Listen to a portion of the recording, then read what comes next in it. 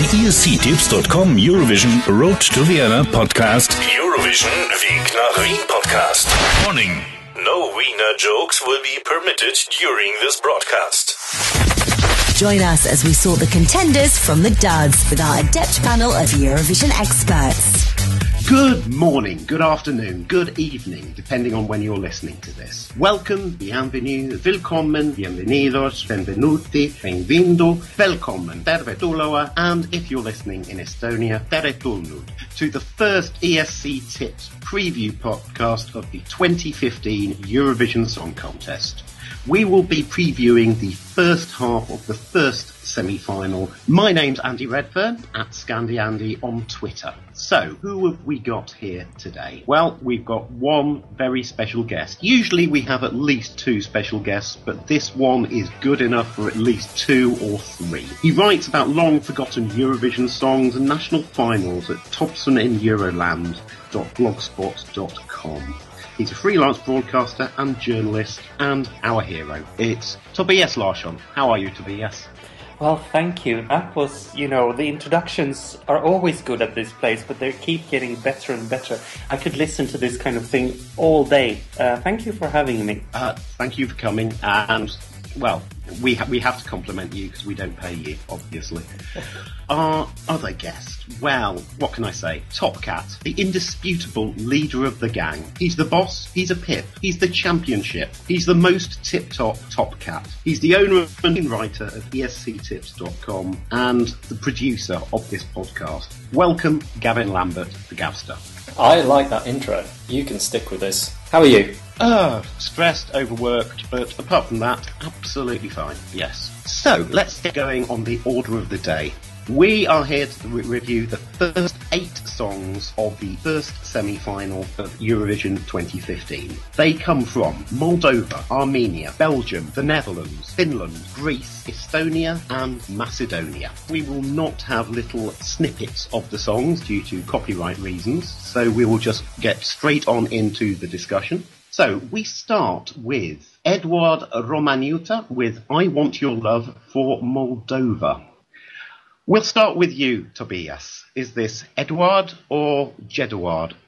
Oh, I wish it was a little bit more Jedward, to be honest. If there's something they can do, it's to liven something up, to take something mediocre and at least make it entertaining. This one, I actually had a bit of a soft spot for this one, because this is, as everyone will notice who has listened through the songs this year, we have a more than a fair share of ballads and mid-tempo and that kind of things.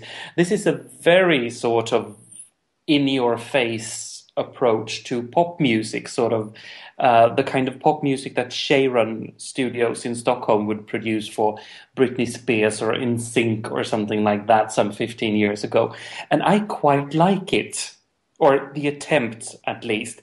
Then it's a huge drawback that the song never develops. It keeps sort of in the same place throughout 3 minutes and nothing happens. And judging from his performance in the Moldovan final, I don't think this guy knows how to make it work live on stage either. But then again, Moldova are brilliant at staging their Eurovision songs, with the obvious exception of last year. And so is Ukraine, where Eduard comes from. So I wouldn't be surprised if they somehow managed to build something pretty spectacular out of this pile of sort of pretty mediocre pop nonsense. Do I make sense? Oh, I think so. I mean, to me, it was basically a boy band type song without a boy band and with somebody who looks like he should be a heavy metal fan. Would you agree with that, Gav? Yes. Actually, the notes that I made before the show, the very top, it says 90s boy band material and vocal capacity of a 90s boy band too. Just to echo some of the other points, he is Ukrainian, is well supported, there is big money there. He certainly knows how to acquire support, let's say. And the Moldovan national final showed that he led the televote by quite a big margin, something that has led to many questions, well, many recriminations since that final. The video is also very well produced. It features him speeding away in a a fast car being chased by police officers, which he regularly points his gun at. I'm not sure what messages that sends out to the Eurovision crowd. It says, vote for me or I'll shoot you. But I do agree that Moldova have an excellent record of staging. I do think it'll do rather well. I think it'll get up. I think it'll attract a bit of support from Ukrainians that they're not taking part this year. They are well represented in this semi-final. There's lots of friendly support. Much of it will depend on how he performs live, because if the juries have a good enough reason to rank it low, it will cancel out many of the Western nations that might have been swayed towards supporting it. So I would say it's going to qualify 8th to 10th. If not, it'll finish kind of around 12th. And then maybe in the final it'll go very quietly towards the bottom end of the scoreboard. Yes, you made a good point, Tobias, that it's a shame that it starts off the show. Could you expand on that? Yeah, sure. I think that this is the kind of song that if you would have had more of the balanced mid-tempo stuff that we will be sort of force-fed with in both semi-finals, if it had been song 14 or something, then it would have been a relief. We would have been like, oh, finally, somebody who does something up-tempo, not serious, not taking himself too seriously. I think he might be, but that's the impression you would get anyway. That it would be very welcome at that point. But when it comes first, you will miss that. You won't understand how much it differs from the other songs. So I think it can lose out. I think it could actually sort of bomb that sort of 13th, 14th place something if he has a bad day.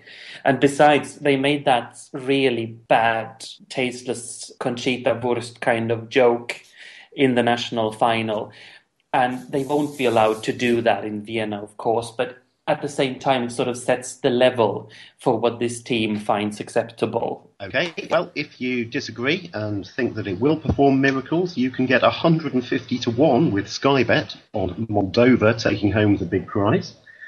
And so we move on now from Moldova to Armenia. And they are represented by a band called ESCtips with Face the Shadow. Well, ESCtips, who do you think you are? Gavin, who do you think they are? I'm not even sure they know. It's another well-supported nation. Armenia have this habit of picking up points where they wouldn't normally do so. But they do have quite a few friendly nations in this semi to call upon. So going back to 2011, when they last failed to qualify, they didn't have much support to call upon, whereas this year they have actually sent a really bad song, but they have the support. So I'm still expecting that it'll just creep through. But Face the Shadows will definitely test that support. Other than the messy operatic parts, I don't think it's that bad a song. It's just that final climactic bit where all the Christmas bells start ringing and just gets a bit noisy, almost like some kind of nightmare dream sequence in a movie. But I do think they'll have enough. Well, to be honest, that nightmare dream sequence, as you put it, that was about the only entertaining thing that actually happened. Yes, it turned out to be a bit of a nightmare. All I've written down is dull ballad alert, soprano alert, nothing happens. Slight improvement after 2 minutes, too late. Tobias, what do you think? I think it's very little of a song going on. I mean, it's so obvious that they focused on the message here. Whatever Armenian television says, of course, this song is in its own little way about the Armenian genocide. It's been 100 years since that happened, and it's one of the most important tasks for Armenia to highlight internationally. So, of course, that's what the song is talking about. I think they got too caught up in trying to give that message across and that they forgot to write a song because it doesn't work. It's very messy and very busy. And I can't help thinking that this will turn into the worst shout-a-thon since Israel 93. Lahakat Shiru and Sarale Sharon, when they were, singing until they were blue in their faces, trying to outperform everyone else in the group. And by the end of it, you feel like you stand in the middle of a hurricane and it's not pleasant. And, no, I can't. I don't think even the people who usually support Armenia will like this because the song is lacking too much. I think they will lose out. I hope so. I hope they will lose out, obviously, because I still think this is a song contest, and if your song isn't good enough, or at least not entertaining enough, you shouldn't proceed to the final. So that's what happened to Moldova and Lithuania last year, and Serbia in 2013. They were car crashes. They were countries that were always assumed that they would just creep in, and they lost out. And I think the EBU, taking on that genocide political message, I think the EBU have been very deliberate in putting Armenia second, because that is one of the worst spots to go in. Yeah, absolutely. And I think that they're trying to downplay the whole thing. I mean, the song was originally called Don't Deny. That choice of words clearly says what it's about, because there are countries who claim that the genocide did not take place. And I'm not going... turkeys. Yeah, exactly. And I'm not going to take sides in this or specify an opinion there. But I think that the EBU wants people not to notice this too much. They want it to sort of pass under the radar and not generate a huge debate on the matter. Okay, if you disagree with Tobias, you can get 66-1 on an Armenian victory with Betfred. However, now we move from Armenia onto an extended stay in the Low Countries. The next song is Belgium, and it's Loïc Noté with Rhythm Inside. Tobias, does that get your internal rhythm going? It does, actually. I discovered this, well, Belgium discovered him long way before I did, but I discovered his cover version of Chandelier, which is a good song, and I was thinking, why is he making a cover of this one? And so I watched the video clip and I realized that the guy is very artistic, he has very creative ideas, and he's just 18 years old, and I was thinking, wow, this could be like the entry of the year. Now they let him write the song himself, and I think it's a good song. I actually think it's a great song. This is one of my personal favorites this year. But I'm not sure it will survive this slot in the running order. It comes, after Armenia, when people will still need a couple of minutes to sort of settle down again after that, all that singing.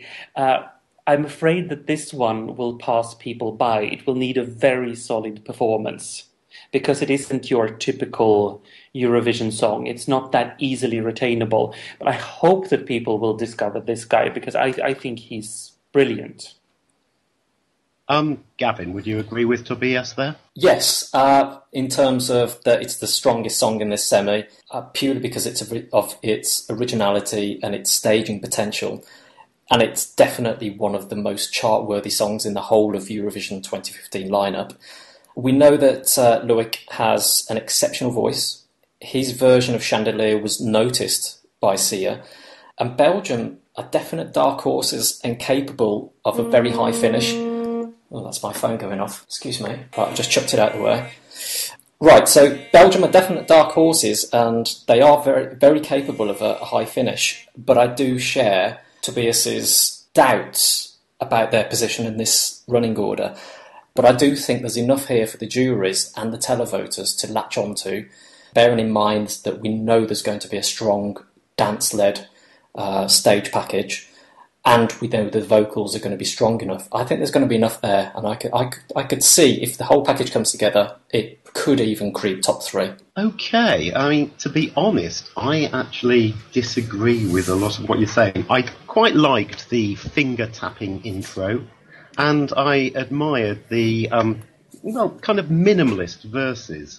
But ultimately, for me, it just builds to not a lot, really. Obviously, that's just my opinion. I'm usually wrong. I think it's all to do with the camera work and the fact that it's almost got like a Michael Jackson type stalking, prowling type rhythm to it, and it just suggests that it will have that. Justin Timberlake as well has that type of rhythm to it. that it will be a very visual performance. And that's the kind of performer he is. I think he's Belgium's Billy Elliot. I read up on him, and he asked his parents when he was a kid and asked if he could, drop football and take up dancing lessons instead. So I think that he thinks very visually. I think this will be a very visual performance. I think he's charming enough to break through to the viewers. I just hope they will remember him by the end of all 16 songs. Well, fair enough. And if you agree with that, you can get 50-1 at the time of speaking with Betfred on Belgium to win. But now it's time for the relatively short hop, skip and a jump over to the Netherlands. And they are represented this year by the Nightmare for Graham Norton, Treintje Oosterhuis with Walk Along. Gavin, did this make you walk away, or were you just tapping your feet and following it? Well, in preparing my notes this morning, I totally forgot to write anything about the Netherlands. And it's only looking down the running order before we came on that I thought, oh, crap, I've forgotten the Netherlands. And that largely represents my thoughts about this song. Oh, crap. And the fact it's forgettable.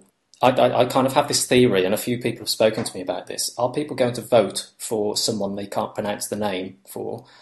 Another thing that I really don't quite get is it's quite a young song for quite an older performer. And if you look at the video when she's being serenaded by a bare-chested, almost someone young enough to be her son, it doesn't fit. And I'm curious as to what is going to happen in Vienna.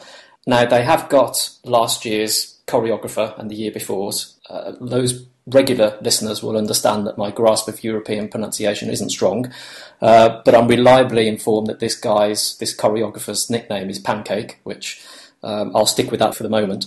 He's on board. I don't know what he's going to be able to do to this performance, because it's 3 minutes of chorus. There's very few layers to it. There's no build. There's no kind of crescendo. So there's very little on offer other than Treintje performing to the camera, singing a song, walk along, walk along, walk along, that's it. Netherlands aren't very well represented, although they never really are. They don't have that many allies, and certainly over the last couple of years, their qualification has relied on them having a quality song, something that has really stood out and has appealed to the juries. I don't think they do this year, and I don't think they'll qualify. Well, it's 100-1 on Betfred. I do think it could prove popular in Newcastle. It's a joke for you Brits here, because it does go wide. Yay! Yes, in the is it the chorus? And there's basically quite a lot of who-oohs where a middle eight should really be, but clearly the songwriter couldn't be bothered. Tobias, what do you think of the Netherlands? I think the Eurovision fans are very keen on liking the Dutch entry this year, since the Netherlands started to do well again after, was it 8 years in a row when they failed in the semi-finals. I do want to like this as well, and on some level I like this song. I just find that it never quite lives up to its potential. I think the songwriting is quite lazy. It's the same thing over and over and over without any obvious climax anywhere. And I also think that it would need to be snappier, more sort of happening. If the production is very laid back and nothing much happens. And I would like to think that this is a qualifier, but I'm not sure at all. And given how difficult it was for the Netherlands to qualify for many years, I'm afraid that this could be a downturn for them. They really run the risk of not qualifying this year. Okay, thank you, gentlemen. And from the Netherlands, we move on to, well, what is almost guaranteed to be the shortest song of this year's contest, and what will almost certainly be one of the most talked about songs in this year's contest. That is Finland, and this year they're represented by Pertti Kurikan Nimipäivät with Aina mun pitää. We'll go to you first, Tobias, as the person living in Finland. Yes. Well, it's the shortest Eurovision song of all time, actually. Thankfully. And what can I say? I'm actually quite fond of the idea, I must say. In this year, again, I'm repeating myself, with such an abundance of ballads and mid-tempo thingies. This one is very, very different, and I applaud that. It's no musical masterpiece in any way, but I think that the online Eurovision community is treating it very unfairly. I mean, it's a little piece of punk music, and it's performed by a group that is actually fairly likable. So I think this one will stand out by a mile. And if there's something that I've learned in this contest through the years, is that especially in the semi-finals, you don't have to be good. You have to be remembered. You have to stand out in order to have a chance. And nobody stands out like Finland does. I'm not a huge fan of this song myself, but I would be pretty surprised if this one doesn't qualify. Gavin, your turn. It's almost as if you expect what's coming, Andy. Well, for punk fans, it's great. For Eurovision viewers, I'm not so sure. It's a tick in the box for equality, which will get plenty of coverage, even though it goes against the grain of the song. But in reality, it's half a song delivered by a group of quite unrelatable individuals. They're not cute like the Russian grannies, nor are they fun and entertaining like Lordi. And Lordi won in a 100% televote era. And the markets have gradually, belatedly, woken up to what I think is a borderline non-qualifier, but a definite non-contender. Anyone who is thinking this will be a contender in Vienna clearly just doesn't know how Eurovision works in the modern age. But depending on its coverage, it should get the anti-vote, I would say. There is a population of people that will vote for the worst song, as they do in X Factor. They vote for the Novelty Act. But again, these guys don't want to be known as the Novelty Act. They want to be recognised for their songs. So judging them on the song alone, I wouldn't vote for it. So it just depends on the narrative going into Vienna, whether enough people are talking about the reason they're there, and whether it's judged on a musical basis or whether it's judged on a token basis. When the national final took place, or just after, Finland suddenly shot down to about 6-1. Before then, they were matched under 5-1. And there was a kind of a yo-yoing for a couple of weeks between around 10-1, 8-1. And now gradually they're drifting out towards 30-1. I would definitely say that it's 1,000-1 shot. These guys are not going to win. So, but if the markets want to keep them much lower, I'm happy for people to keep backing it shorter, just so I can lay it. I will gladly lay people money on these guys not winning, not getting top 5, not getting top 4, not getting top 3. So there's my piece. I'm convinced that they won't win. I'm convinced that they won't get anywhere near the top 5. Well, that's why we invite people that live in the real world on our podcasts. Exactly. But I mean, I still think that they are pretty likely to make the final. And that's where I think many of the Eurovision fans go wrong, because they go like, oh, I don't like the song, it won't qualify. Yeah. Which, in my opinion, is irrelevant. It's irrelevant whether I like a song or not, whether I would vote for a song or not. The question is, will everyone else vote for it? And it got 35% of the televote in Finland. I think it means something. I mean, we're not that different from the rest of the planet. So I think there could be a surprise in the making, but definitely not top 5. It just depends what the juries do as well. The marking criteria for the juries does not mention anything about equality. It's all about song performance. And being original. It's certainly original. I can't deny that. But originality isn't the sole marking criteria. And as we saw last year, it is very easy to mark down songs that contrast or jar too much with what is the accepted Eurovision mould. And yes, some artists should always step outside of the Eurovision mould, and that's why we end up with a diverse contest. But can juries really mark this in the maybe top 5, top 10? I'm not sure. But then again, what jury wants to mark this one down and run the risk of getting accused of being, bullying the people that are unusual? That's why they're ranking the song. And again, it goes down to, are you ranking the person or are you ranking the song? And that's the difficulty. That's the difficult thing. We don't know how they will approach it. I just have to say that I think people should vote for the songs. And as a song, Finland's entry isn't much to come up with in a pop contest. But I still think it's final material, but not more than that. I personally disagree, because this is actually, song alone, it's one of my very favourite entries. Because it's not Swedish written or sounds like Swedish written pap, mid-tempo ballad. It is punk, old school punk. What's the saying? 3 chords and the truth. And I think that's a breath of fresh air. A few years ago, there was this campaign, a successful campaign, to get Killing in the Name by Rage Against the Machine to Christmas #1, because it had always been an absolutely bland ballad from whichever non-entity won X Factor that year.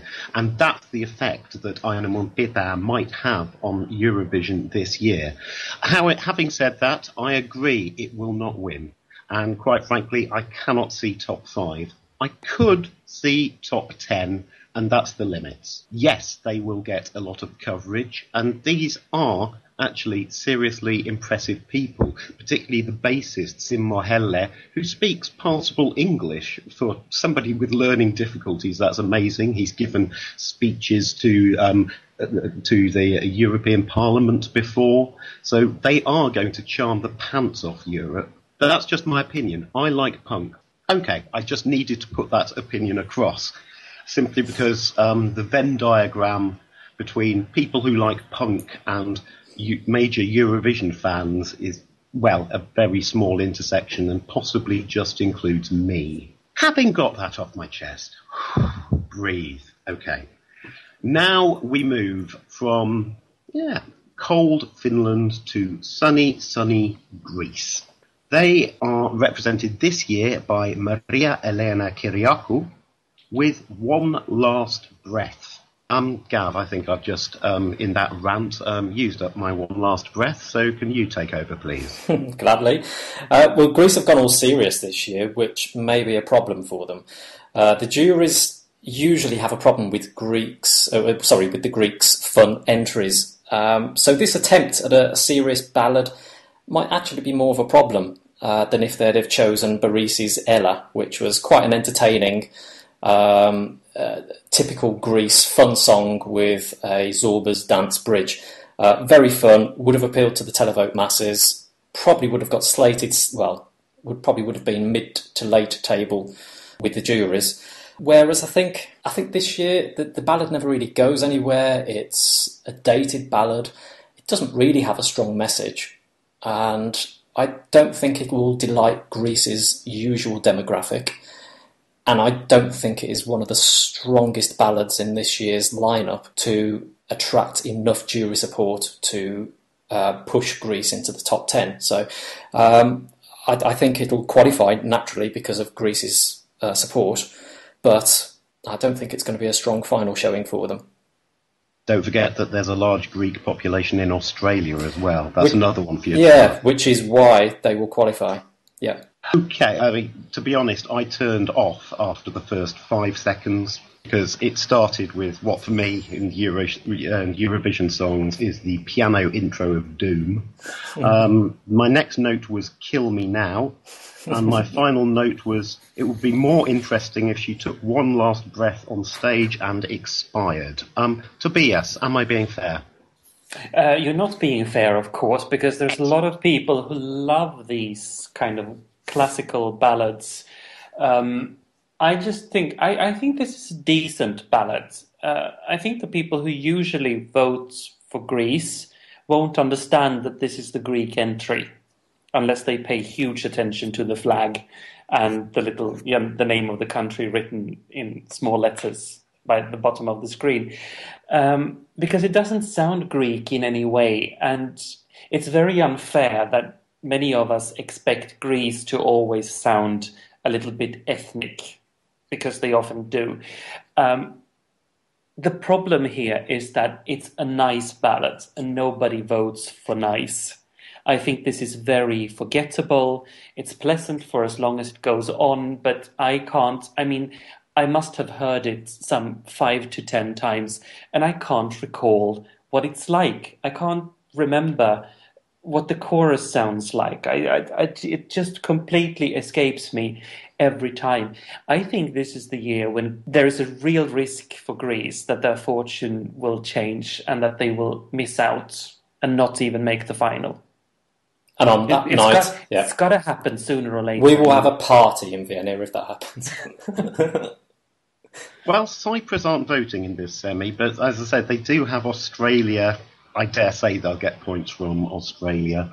But then again, with Australia, do you really think Australia will be able to have a televote in the morning and that will produce a sort of a useful result? I think Australia is bound to be jury only.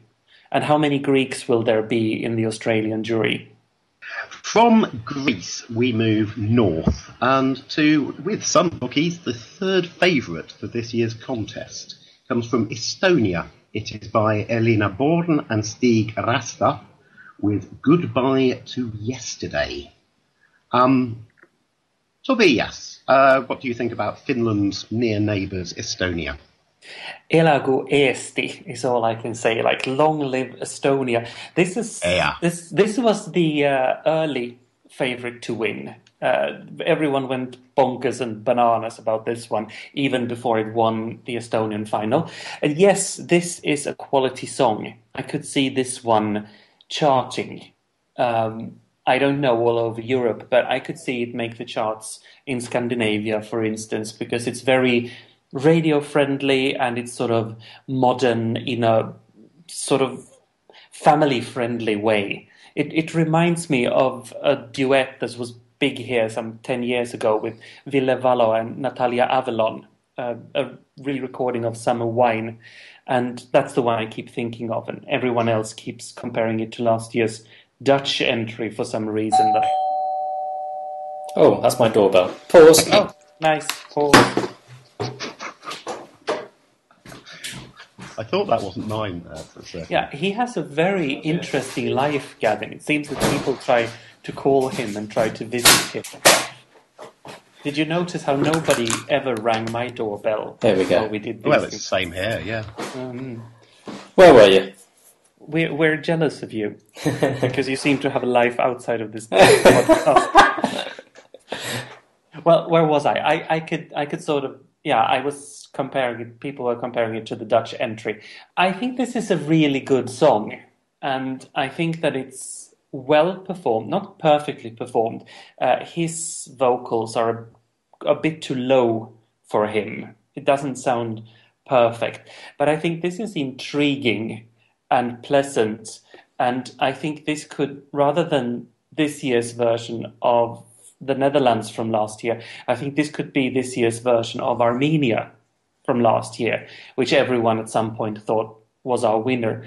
I think this one will be popular, people will vote for it, but not as extensively as people may have anticipated. 4th place, perhaps, 5th place, something like that, but Estonia's best showing for many years. I can actually agree with this. I actually liked it. And to be honest, for me to like one of the favourites is quite rare, to be honest. But then I like stuff that is predominantly guitar-based. So maybe you shouldn't listen to me. Well, people have already stopped listening to me about 3 years ago. I like the very short but nice raspy sax sound at the start. That sound in particular reminds me of L'amore femmina by Nina Zilli, which was cruelly undervoted. I like the understated start. I even quite like the lyrics, but ultimately, for me, it lacks a kind of killer punch, i.e. something that makes you say, I've got to vote for this. You just say, oh, this is nice, but there's nothing, it just lacks the thing that would make you vote for it. What do you think, Gav? Just echoing on what you said, is that you thought, it's a nice song, but it just lacks that edge. I kind of thought the same, and I think a lot of people thought, and we were all guilty of it, we kind of thought the same about the Common Linnets last year. And even though we shouldn't compare them, but the fact that the Common Linnets did well last year means that the participation of that song in this year's contest is relevant, because it was written several years ago, so it's obviously been pulled out of the drawer on the back of the Common Linnets doing well. I'm not a fan of it as being a favourite for a number of reasons. The Common Linnets worked because it focused on an intense, palpable chemistry between Idse and Waylon. The staging and camera work elevated the song beyond early expectations, whereas Goodbye to Yesterday is all about an argument.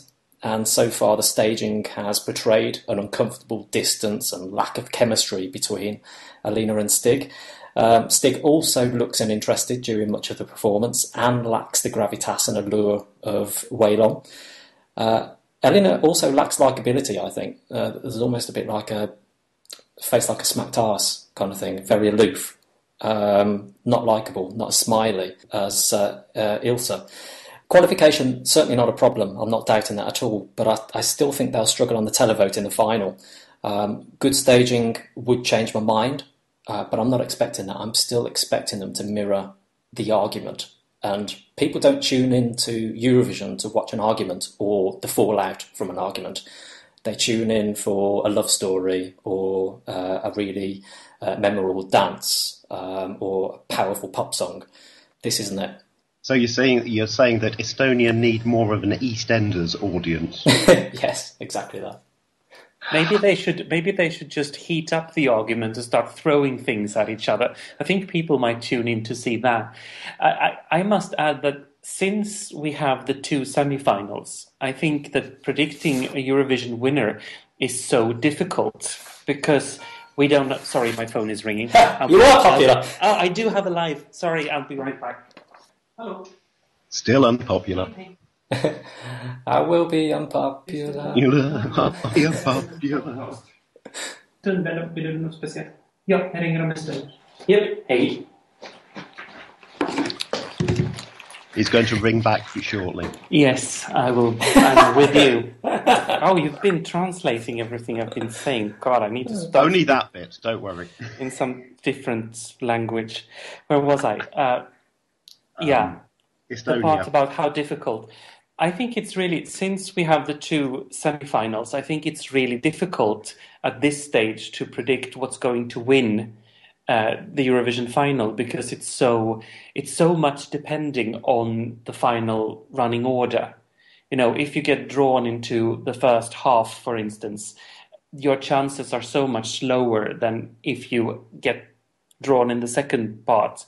So, I mean, it's so hypothetical somehow that if we say that I think this song has a chance of winning now, it means I think it has a chance of winning given that it has good luck in the final. I think that's crucial these days. So it's so hard to predict and get away with it. Okay, thank you, Tobias. And now we move on to the last song that we're going to discuss today, the eighth in the first semi-final. We were discussing Finland's near neighbours. Now, Macedonia have entered somebody with a surname that sounds vaguely Finnish. It is Daniel Kaimakoski with Autumn Leaves. Gavin, how did Autumn leave you? It's a massive improvement on the national final version, I will give them that, but in this new kind of down-tempo R&B format, it's maybe a bit too anonymous. There was quite a bit of funny money over the last few weeks in the outright and top 10 markets. There was someone trying to put well over £100, over £200 on the outright, trying to back them at three-figure odds. And I don't think that's any sign of confidence in the song at all. But there were hints of a staging gimmick that week. So I do think that maybe someone in the know knows that there might be a good stage show for this song, but is perhaps overstating just how well Macedonia will do. let's not forget that to do well at Eurovision, you still need a good song to accompany a good stage show. I've watched their video and the little cartoon drawing. I just wonder whether they're planning to do something very similar to Ukraine's Sand Artist for a stage show. I've got this on my qualification list at the moment, or borderline qualification. I think there's enough there. I think Daniel is quite a telegenic guy. I think in this down-tempo version of it, he will look better on camera. He'll look less frantic. I know in the national final he was kind of pacing from side to side on the stage, and it all became a bit of a blur. So, yeah, prediction would be qualification, but I wouldn't expect much more. Tobias, are you going to sweep those autumn leaves off your lawn? Well, how should I phrase this? I actually disagree with what you just said regarding the song itself. I thought that it was better before. I didn't like the live version a lot, but I thought the original studio version was better because it had, when it turned to that sort of more dancey up-tempo part, it gave it a bit of personality, and it might be more nicely produced now, but it lacks that personality. It could be any song from anyone, from any country, anytime, anywhere, and I don't think it will qualify because Macedonia are notoriously bad when it comes to failing, when it comes to staging their songs. It seems they don't pay attention. They just leave it to be, and I think that's what tips them on the wrong side of the border of qualification.